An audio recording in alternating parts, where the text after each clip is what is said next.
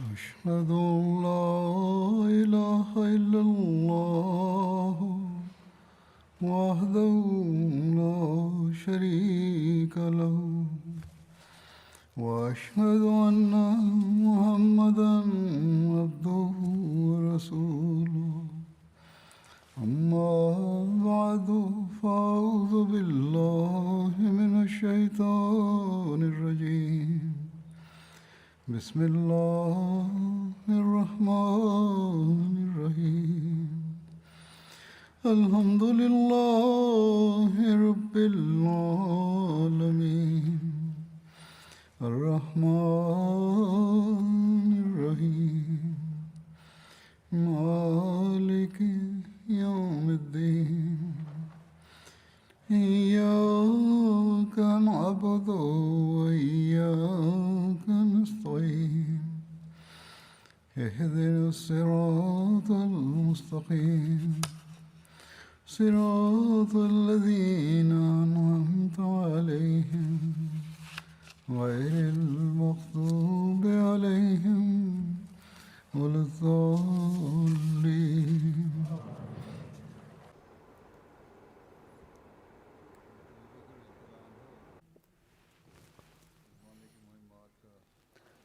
Абу Бакър разияллаху таала анху за неговото време, които войни бяха за против бунтовниците, това разказах. И 11-та война пише, тази война Мухаджир бин Абу Умайя срещу бунтовниците на Йемен беше. Хазрат Абу Бакър едно знаме на Хазрат Мухаджир бин Абу Умайя му дал и го заповядвал, че той е срещу Асвад Анси да отива и да помага на Абна и Кайс бин Макшу и другите йемни бяха против тях по това време. Две групи бяха и местните хора, които Саба и Амир бяха семействата и другите фарси хората, които Абна се казваха. Тези Абна по това време те бяха малко в Йемен и една глава в Йемен, владетел Кисра. Под Кисра, властта на Кисра беше. Затова Абната имаха власт в държавата, държавните работи. Там пише, че Абу Бакър заповядвал, че освободейки към да отиде в Хазрат Маут срещу Кинда племе. Хазрат Маут в изток на Йемен е широко място, където има много градове. Между Хазрат Маут и Сана има място за 216 км мили. Кинда е едно племе в Йемен. Хазрат Мухаджир за него пише, че неговото име Мухаджир бин Абу Умайя бин Мугира бин Умайя беше. Хазрат Мухаджир бин Абу Умайя Умул Муминин беше брат на Хазрат Салима. В битката Бадър той беше от неверниците и в негови двама братия Шам и Масуд бяха убити. Неговото име истинското беше Валид. Пророк саллаллаху алейхи ва саллям променяйки това име дал. В една традиция пише, че Мухаджир в битката Табук останал. Когато пророк саллаллаху се върна от тази битка, пророк саллаллаху беше ядосен от него. Един ден Хазрат Уме Салма и измиеше глава на пророка саллаллаху и тия каза, че какво ще има полза, че вие сте ядосен от моя брат. Когато Уме Салма гледа, че пророк саллаллаху има мекоста, тия зови на своята служеница и викаха на Мухаджир. Мухаджир разказваше със себе си, докато пророк саллаллаху алейхи ва саллям прие неговата прошка и се радва от него. и прави глава на Кинда, но той стана болен и не можа да отиде там. И той пише на Зияд, че той да работи заради него. Когато той има лек, тогава Абу Бакър и изпълни това заповед и Наджран до края на Йемен прави глава на него и заповядвал да воюва с бунтовниците. Заад бин Фаруз каза, най-първо в Йемен по времето на пророк саллаллаху алейхи ва саллям бяха бунтовници. Основател Бан Хумар, Аклаба бин Хумар беше, който стана известен като Асвад Анси. Асвад Анси от Йемен племе, Бану Анс, той беше глава. Той беше черен, затова казваха Асвад в една традиция. Аклаба бин Каб разказва, Ехла бин Каб бин Оф Анси разказва другото име. Кратко име Зул Химар беше, защото той имаше чершав винаги и някой казват Зул Хумар, че той използваше много алкохол, затова разказваха. В традиция пише Зул Химар също казват, затова разказват, че Асвад имаше едно магаре, той казваше, той навеждаше пред него, когато седа и става и той подчиняваше това магаре на него. Някои казват Зул Химар за това казаха, той казваше, че онзи човек, който идва пред мен, той идва на магаре, се яздайки. Пише, че Асвад своето кратко име Рахманул Йемен каза, както мусалма Рахманул Имама имаше. Той също каза, че той получава откровение и той знае всичките планове на враговете си. Асвад беше магиосник и показваше различните трикове. И пророк съм знаел преди, че двама лъжливи пророци ще излизат. Аз добре разбирам каза традиция.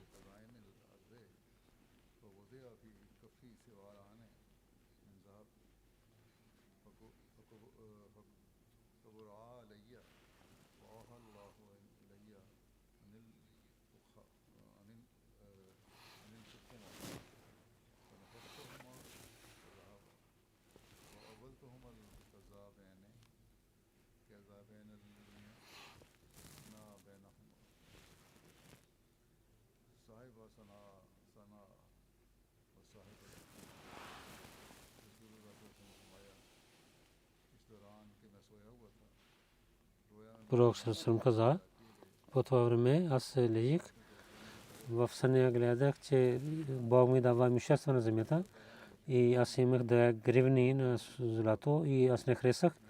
Тогава Бог открови на мен, че да духа на двете неща и те изчезнаха. И аз мисля, те двама лъжливи хора, където аз съм, Сана Асваданси и от имама Мусалма каза. В Бухари друга традиция пише, че Ибн Аббас каза, че разказаха на мен съня на пророка саллаллаху алейхи ва саллям и той каза, аз се заспах и Бог показва на мен, че аз двете ръце има 2 златни гривни и аз се страхувах и не ги харесвах. Казваха на мен, аз духах на тях и те изчезнаха. Това беше от Бога. И аз мисля, двама лъжливи, които срещу мен ще излязат. Рави Бедулла каза, двама, един беше Анси, и на който Фироз убива в Йемен, и другия Мусалма Казаб.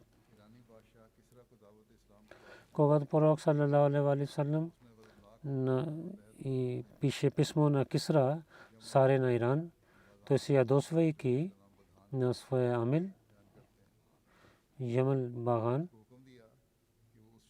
някой заповядва на него на пророка саллаллаху алейхи ва саллям, че вземайки неговата глава да идва, Базан двама човека изпрати към пророка, но пророк саллаллаху каза, Бог ми каза, че на твоя царе, на неговия син Шираве, убива на него. И той стана цар. И също Базан не каза, че ако той ще прие исляма, че той ще стане глава на Йемен. Слушайки, двама се върнаха. Базан, той каза на сярата на ислам. И Базан също има тази новина.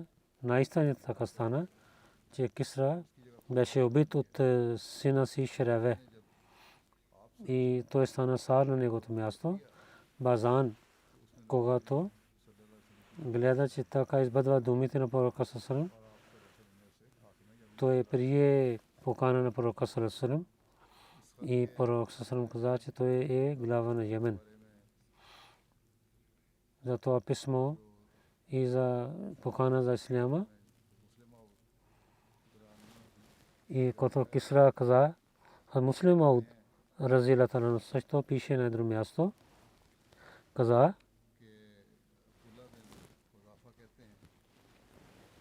че Абдулла бин Хузафа каза, че когато пристигнах при Кисра и позволи да влизам и влязох, когато дадох писмо в ръцете на Кисра, той заповядвал да превод, когато преводач преводи.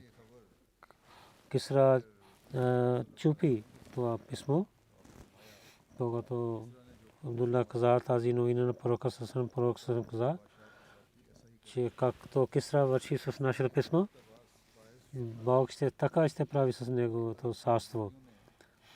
Кисра за това прави за, че евреите, които избягаха от Арабия в Иран, заради Руми, също румите помага на Кисра и те бяха близо до Кисра. Те правиха Кисра да стане против на пророка саллаллаху алейхи ва саллям. И каквото те казаха, и Кисра мисли, че този човек ще вземе моя власт, че пророк саллаллаху алейхи ва саллям, че гледа към неговото царство. Затова след това писмо Кисра заповядва на гувернер на своя Йемен едно писмо, че от Курайшите един човек казва, че съм пророк и той напредва в претендирането си. Веднага изпрати двама човека към него, които да арестуват на него и докарват до мен. Базан, който беше гувернер в Йемен от Кисра, един Язден и един войник изпрати, че с това писмо с двама да отивате при Кисра. Той отиде първо в Мека, до Таиф. Той знае, че пророк саллаллаху алейхи ва саллям в Медина живее. И тогава той отиде в Медина. Пристигайки в Медина, той каза на пророка саллаллаху алейхи ва саллям, че Кисра на Базан, гувернер Йемен, заповядва, че арестувайки на вас да докараме. Ако вие ще отказвате, той ще убива на вас и ще убива на вашия народ и ще унищожава вашата държава. И затова елате с нас. Пророк саллаллаху алейхи ва саллям слушай каза на него, че сутрин ела при мен. През нощта той се моли на Бога и Бог дал новина на него, че Кисра е на него, неговия син наказва на него от нас. И на същата година Джумадул Ула на 10-ти дата в понеделник той ще бива на него. И в традициите пише, той каза, че тази нощ той убил на него. Може би това 10 Джумадул Ула нощта беше. Когато сутрин стана, пророк саллаллаху алейхи ва саллям извика на двама и дал това предсказание на тях. След това пророк саллаллаху алейхи ва саллям към Базан пише писмо, че Бог е дал новина на мен, че Кисра на тази дата ще бъде убит. Когато пристигна до Йемен, той каза, че ако той е истинският пророк, и така ще стане. Иначе, че ще станем против тях след малко време. От Иран дойде един кораб в Йемен и той дал писмо на от Саре, гледайки на гувернер каза, че пророк на Медина истина каза, гледайки и тук има стемп на другата, там той пише Базан гувернер Йемен. От Иран Ширавия това е писмо. Аз обик на моя баща, защото той имаше раздор в държава и биваше, когато му е писмо да пристига до теб, веднага и всичките офицери да починяват на мен, и който Бог ми е дал заповед към против пророка на Арабия, това свърши. Базан веднага той и неговите приятели приеха исляма и той дал съобщава на пророка съвсем, че той е прие исляма. Муслима отпише това в дебачата в Сирил Коран. Когато Базан почина, след това пророк съвсем дал на офицерите си прави глави в Йемен и Муаз бин Джабал и Хазрат Мот Йемен. Той беше учител на всичките места и той пътуваше в тези места. Асвад, който един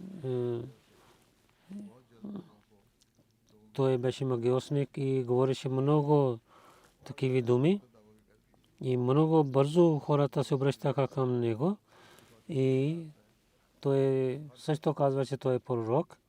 Той казваше, че идва един ангел при него и който всичките неща разказва на него и плановете на неговите врагове разказва на него и неграмотните много хора се събраха около него. Асвадан си също така каза, и Йемен е само за йемените и това много действа на тях хората на Йемен. И днес също така разказват и раздор, който има в съвета, заради това има. И в Йемен нямаше ислам силно, затова тези хора да излязат от тази религия. Те казваха да на Асвад и станаха с него, когато тази новина пристигна в Медина. Това пророк саллалаху алейхи ва саллям да има отмъщение за битката Мота и Усама бин Зайд също приготвяше войска и изпрати писмо на глава на Йемен, че те да воюват с Асвад и когато Усама ще се върне с победа, той ще отива към Йемен. И 700 хора имаха, които имаха коне в войска на асваданци и камили също бяха. И той стана по-силен. Племе Музиз, Амр бин Мади Криб беше глава. Амр Мадин Криб и той беше много известен поет и произнесеше речи. И кратко име Абу Сор беше в 10 хиляди на своя племе Бану Язид. Той отивайки при пророка съвсем той прие исляма. И след това до смъртта на той отказва от исляма. И пак се върна към исляма. И в битката Кадсия много хубави неща той показва.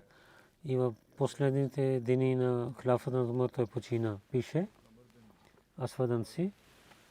Първо нападайки на хората на Наджран, Амр бин Хазм и Халид бин Саид ги гон и оттам.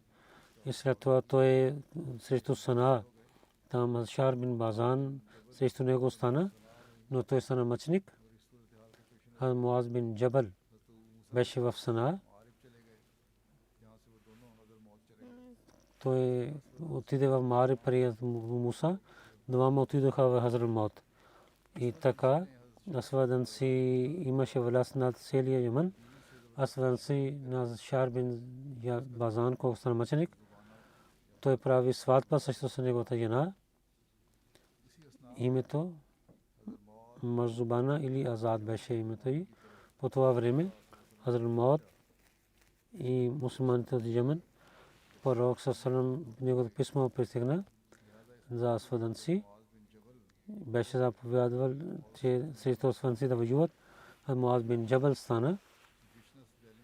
И така мусулманите имаха много сила. Джишнис Дербит каза, че Абър бин Юханес, вземайки писмо, дойде при нас.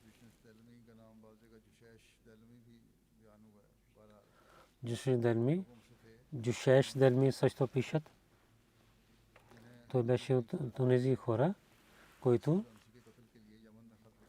на които пророк саллаллаху алейхи ва саллям и пише писмо да убиват на Асвад Анси, Фируз и Дазове. Също той уби на него. Бабур бин Юханис името му. Бабра бин Юханис също разказват. Той беше от Абнай Йемен на 10 хиджри. Отиде при пророка саллаллаху алейхи ва саллям при исляма. Той каза, че в това писмо пророк саллаллаху алейхи ва саллям заповядва на нас, че ние на своята религия станем и с война да станем срещу Асвад Анси и на неговото съобщение да разказваме на онези хора, които са мусулмани и които ще помагат на религията. Ние така починихме и гледахме, че срещу Асвад много трудно беше да имаме успех. Джишнис Делми каза, че едно нещо ние знаехме, че Асвад и Кайс бин Абде Ягус, и те имат разногласия. На това ние мислихме и те си ядосват един на друг. Мислихме, че Кайс има страх за своя живот. Кайс бин Абде Ягус и към Насаб има разногласия. И негото Хубайра бин Абде Ягус беше и така разказват. Абде Ягус бин Хубайра беше името. Муса каза, че Кайс бин Абде Ягус бин Макшу беше. Той не беше последовател, но другия каза, че той с пророка саллаллаху алейхи ва саллям и той разказва традиция от него. Той беше от тези хора, които биха на Асвад Анси. Умар бин Мади Кариб, неговия внук беше. Той беше от бунтовниците на Йемен, но пак се върна към исляма. И в битката Ирак и в битката Касия той свърши много хубава работа. Битката Нихаван той участвал и в битката Сефин с Али той стана мъченик. Джишнис Делми каза, че ние поканихме на Кайс за исляма. Дадохме съобщение на пророка него, така той мисли, че ние сме дошли от небето. Той веднага прие нашето съобщение. И така ние писаме писма на другите хора, другите племена, главите срещу Асвад приготвяха. Те казаха с писмата, че помагат на нас. Ние отговорихме, докато няма да пишем на тях, те не пътуват от своето место, защото съобщението на пророка саллаллаху алейхи ва саллям срещу Асвад беше много важно. И така пророк саллаллаху алейхи ва саллям на всичките хора на Наджран срещу Асвад пише, те починяваха на него. Когато тази новина пристигна на Асвад, той гледа, че той ще бъде убит. Джишнис Делми каза, аз мислих като нещо, един план. Аз взел жена на Азад, който беше видовица на Шах бин Базан. И тя има сватба с Асвад. На първия мъж Шах бин Базан другото хора, които бяха убити и унижени, които именно семейства, разказах тези неща на нея и каза, че тя да помага срещу Асвад. И тя беше готова с радостта, каза, че кълне се името на Бога, на Асвад, че той е най-лошия човек в създанието на Бога. Той не уважава заповедите на Бога и нито забранява, който Бог е забранил. Когато ти искаш, разкази на мен, аз ще правя един план. И с един план и тази жена помага. Една нощ Асванси, влизайки, убиваха на него, ко сутрин и ставайки на стената и викаха на хората, че бунтов Асвад е убит. Мусулманите и невестите около крепостта се събраха. Сутрин завиха азан. Ашхаду анна Мухаммад Расулулlah. Свидетелствам, че Мухаммад саллаллаху алейхи ва саллям е истинския пророк. Асвад се лъжлив и представиха неговата глава пред хората. 3 месеца, след 4 месеца това свърши и всичките имущества и глави и те работиха на своите места. Муаз бин Джабал, той беше имам на тези хора. Убива на Асвад си и сражение на негова войска, когато изпратиха на пророка саллаллаху алейхи ва саллям. Преди това пророк беше починал. Това пише също, че Бог на него пророк преди смъртта дал новина, че на Асвад си е убит на същата нощ, когато той беше убит. Затова сутрин пророк дал съобщение на последователи. Също каза, че Фероз убива на него. Когато Абу Бакр стана халиф, много първа благо се убит на Асвад си. Тази нощ, когато пристигна тази новина на пророка, сутрин пророк почина. Една традиция. Когато човек пристигна в Медина, че Асвад е убит, тогава пророк съвсем го погребиха. И вакът разбиша, че след 12 дни пристигна в Медина, когато Абу Бакр беше халиф. Различните традиции има, но то е в същите дни, 10 дни преди или след убиването на Асвад в Сана, мусулманите имаха власт. Но в Йемен пак имаше бунтовниците. Когато Йемен имаше новина, че пророк почина и положението пак стана лошо. Кайс бин Абд Якус, който Фрог и Дазобе, то стана бунтовник и той бива на Асвад. Пак той отказва от исляма. Беше много известен в Йемен и той гледаше на фарсите, беше те за абна и тяхната доброта и да търговия, той искаше да ги унищожава. И той беше един добър командър. Той с лидерите на Асвад гори и да изгонят на абна от държавата. Фероз и Дазове. И той стана срещу тях, Дазове. Той убива на Дазове. Фероз не беше убит. Фероз каза, че абна са под вас, че помагате на нас. Ние сме готови да помагаме на исляма. Пише, когато пророк съм починал, Хазрул Мот,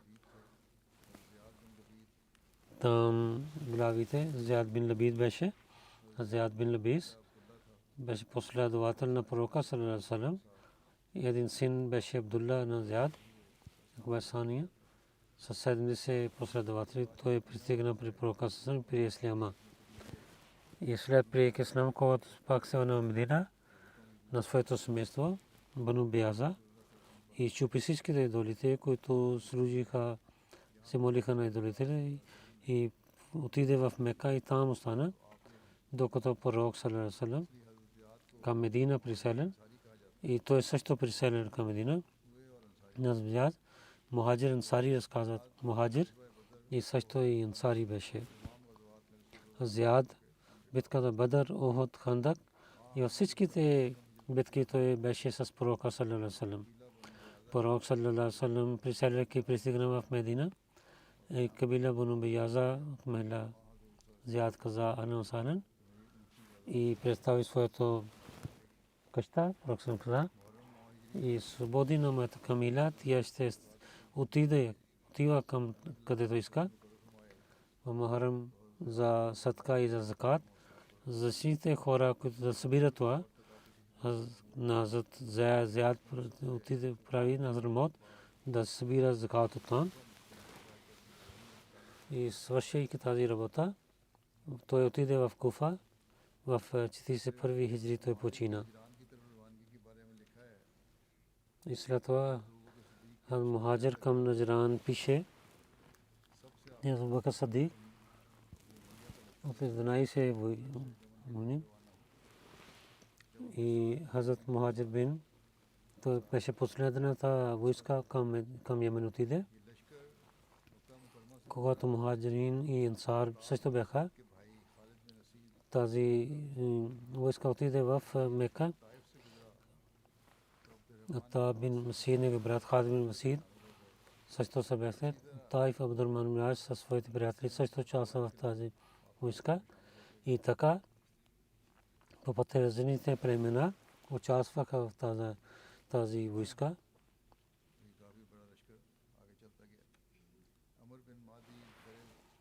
То беше много голяма беше. Амр бин Мади Кариб и Каш бин Макшу.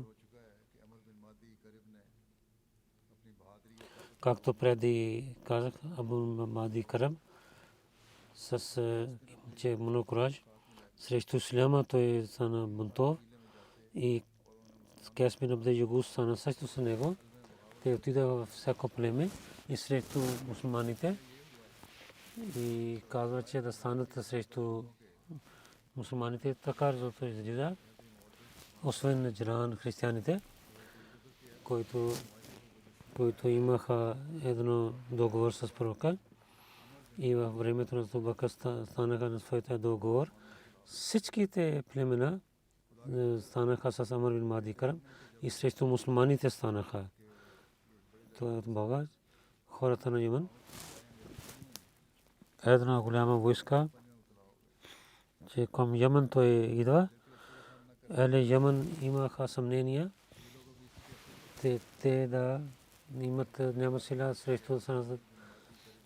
Те така имаха съмнения. Техните глави, Кайс и Амр бин Мади, те имаха разногласия. И въпреки, че те да станат срещу Мухаджир, те двама на един на друг и искаха да дадат вреда. И Амр бин Мади Кариб той стана с мусулманите една нощ със своите хора. Той напада на Кайс и правейки плен на него представи по назар. Но Мухаджир не само прави плена и също прави затворник на Амр бин Мади и пише за двама на Абу Бакр и ги изпрати при Абу Бакр Сидик разилата лено. Кайс бин Мади Кариб докараха към Абу Бакр. Абу Бакр каза на Кайс: ти имайки ставайки с хората на Бога и убий си на него, ти са прави приятел на неверниците. И ако имаше някой Абу Бакр, искаше да бива на него. Каза Дазове, каза, че той не е убил на Дазове. То беше много скрито нещо. И нямаше доказателства срещу Кайс. Затова Абу Бакр не бива него и свободи на него. На Амр бин Мади Кариб каза: ти имаш унижение, всеки ден ти имаш сражение. Ако помага на тази, ще има много високи места на теб. И тогава Абу Бакър освободи на него. И двама Амр и Кайс дан на техните племена. Амр каза: наистина, те приемам съвет на Амир Муминин и няма да върша тази грешка от онова. Двама срещу двама нямаха доказателства за това. Прощава, разказвайки тяхната прошка. За Абу Бакър пише един писател. Абу Бакър много дълбоко гледаше и гледаше резултат, където трябваше да е жесток. Там беше много строг, но където искаше да трябваше прошка, то прощаваше. Той събира се племената под знамето на ислама. Той негова добра политика беше, че той на противниците, когато се върнаха в исляма, той прощаваше на тях, както Йемен, както те починяваха. И на мусулманите уени тяхната сила. И те гледат, че мусулманите колко силни тези племена казаха и станаха под исляма и починяваха на халифа на пророка. Абу Бакър мислил добре, че главите на тези племена той да ги помага и да е мек с тях. Затова не наказва на тях и с меко той говори с тях и в племената. И те, които те сила има, използва тази сила за исляма. Той прощава на тях техните грехове и отнася се добро с тях. Кайс бин Абд Якус и Амр бин Мади Караб така той отнася. Двама бяха лидерите на арабите. Абу Бакър не иска да ги убива и той опитва за това, че за исляма те да стават и да няма съмнение за исляма. Абу Бакър Амр бин Мади свободи. И след този ден Амр винаги беше мусулманин. Той при исляма и много добър мусулманин стана. Бог помага на него. И той много известен командир беше в битката на исляма. Кайс също Бог прощава на него. И с тази прошка и много добро стана Абу Бакър. Така свързи техните сърца, че които с страх и към исляма дойдоха. И на Ашис бин Кайс също прощава. Така Садик радиаллаху анху действа на техните сърца и стана владетел на техните сърца. И в бъдещето те помагаха на мусулманите. Със сила не стана, но сърцето да приеха исляма и починяваха на Абу Бакър Садик радиаллаху анху. Мухаджир от Наджран Лахджия отиде и когато хора бяха около на техните, те казаха да има мир, но Мухаджир не дал мир на тях. И тези хора бяха две групи. Една група на Мухаджир на мястото Аджиб в Йемен има едно място. Мухаджир другите хора, които яздоха с Абдулла по пътя на Хавас, има война с тях и убива на тях. В Йемен Алаб Бану Ак, когато прави бунт и Хавас имаше техна немен и тези лоши хора, които бяха война и това беше път Тарикул Хабис. Мухаджир когато пристигна в Сана, Мухаджир от Аджиб пътува и те пристигна в Сана и назрителите племена, които избягаха, мусулманите отидоха след тях и мусулманите, които възяха, убиваха на тях и не прощаваха на никой. Но освен това, които имаха прошка и прощаваха на тях.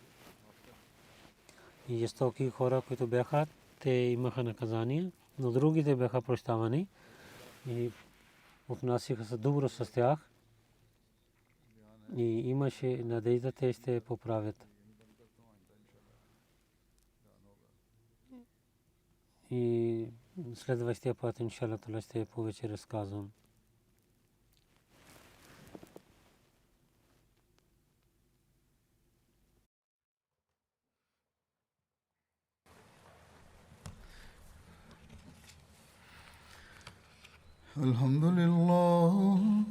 الحمد لله نحمده ونستعينه ونستغفره ونؤمن به ونتوكل عليه ونعوذ بالله من شرور أنفسنا ومن سيئات أعمالنا من يهده الله فلا مضل له ومن يضلل فلا هادي له ونشهد أن لا إله إلا الله ونشهد أن محمدا عبده ورسوله عباد الله رحمكم الله إن الله يأمر بالعدل والإحسان وإيتاء ذي القربى وينهى عن الفحشاء والمنكر والبغي يعظكم لعلكم تذكرون اذكروا الله يذكركم وادعوه يستجب لكم ولذكر الله أكبر.